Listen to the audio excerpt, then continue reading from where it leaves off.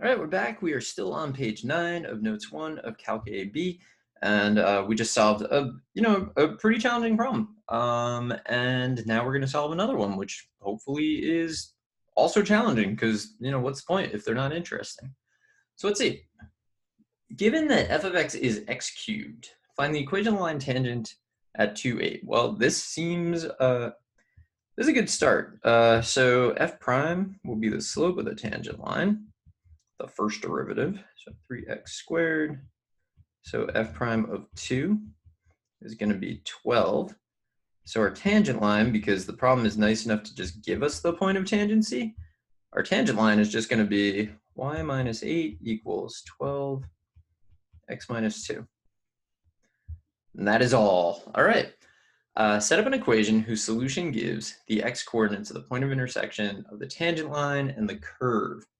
This is basically the same problem that we just did, honestly. So let's see what we can do. So I'm going to take tangent line and solve it for y, which ordinarily I do not like to do, but in this problem you basically have to.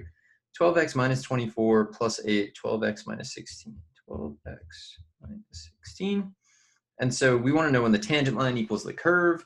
That's going to happen when x cubed, the curve, equals 12x minus 16, the tangent line. So this is our equation.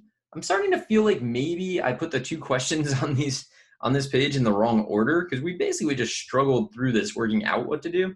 And now we're doing the same problem, but with an infinite amount of space instead of that very limited amount of space that we had on the previous problem.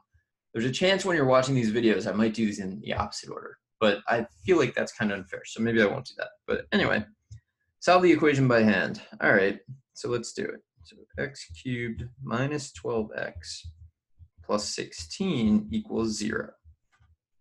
Now, since we have the space, we can think about this a little more clearly, right? So we have our graph. So like this, these are my axes.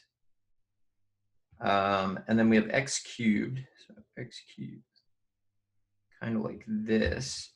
And what just happened? Everything's going wrong. Okay, hold on. I really don't know what happened there. I somehow turned a curvy line into a curvy line. I turned a curve into a line. It's like I held on too long.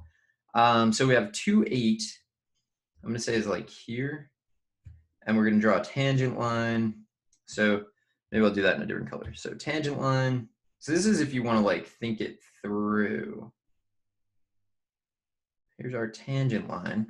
And you can see that the tangent line, yeah, it definitely intersects at the point of tangency. It's going to hit again. And the key thing is when it hits again, we don't care what the slope relationship is. It doesn't need to have the same slope. Obviously, it has the same point because the two curves intersect. But really, the only time that we care about the slope of the tangent line is at the point of tangency.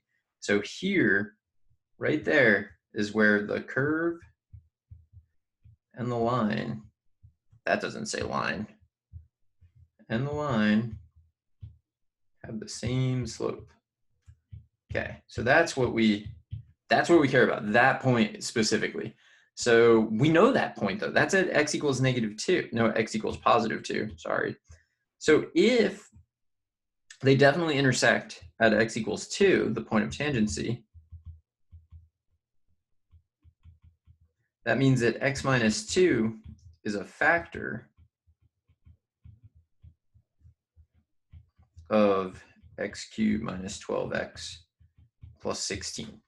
Okay, so this is the idea behind what we were doing last time, which means that I should be able to do x cubed minus 12x plus 16 divided by x minus 2. I'm going to do long division on this, even though I should just do synthetic, but we haven't really done long division in a while, and you're going to need it at points in calculus. So let's review it. I like to put a placeholder for things that are zeros, and then this, and then I'm pretty sure I put this in the wrong spot. I don't really care. I always go right above the thing. So what do I need to multiply x cubed by to get, nope. What do I need to multiply x by to get x cubed? X squared. And then, so that's supposed to be in the x squared. It's supposed to be 1 over. I've always done this wrong. It's never hurt. So this will be x cubed minus 2x squared, subtract, so it gives me 2x squared, bring down.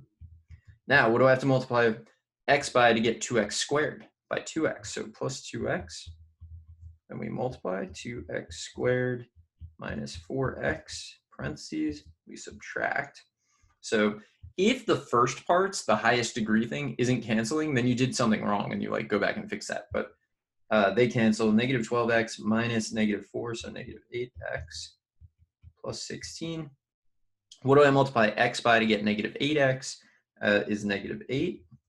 So it's negative 8x and then plus 16, which gives us 0, which is exactly what we're expecting. So this over here we can actually write as x minus 2 and then x squared plus 2x minus 8. Now, if you watch the last video, you know that there's this weird graphical insight where if the tangent line is considered an axis. So this is actually like a really good concept to think about, because in Calc 3 you do some stuff like this where you like reconsider what the axis is. So if we consider that purple line to be the axis, the curve is bouncing off of that, right? Which means that it would have like a double root at that intersection point. And it turns out that when you factor this, you get a double root at the point of tangency. So x minus 2, factor this, you can go with x, and then it's going to be minus 2 plus 4, which is x minus 2, which is the bounce off of the tangent line, x plus 4 equals 0. So either x is 2 or x is negative 4. Well, we already knew that x equals 2 was an intersection point because that's the point of tangency. This negative 4 is new. So if I find f of negative 4, is the function even called f? Yeah, way back when. F of x is x cubed. F of negative 4 is negative 64. So negative 4 comma negative 64 is the other intersection point. And then it's really important to note that f prime of negative 4 is, so that's 3x, so 3 times negative 4 squared, 3 times 16 is 48, which does not equal, what is the slope of the tangent line? I don't even remember anymore. What problem is this? 12. That does not equal 12, but that's okay, because that's not the point of tangency, right? There is a point on this line at which the slope of the line and the slope of the curve are the same. That's the point of tangency. These other points are just coincidental. Like they don't need to exist. They might exist, whatever. Tangent lines can intersect curves at additional points. Those just aren't really special points. But anyway, I'm gonna cut this video here, come back in the next one and do a little bit more. So I will see you there.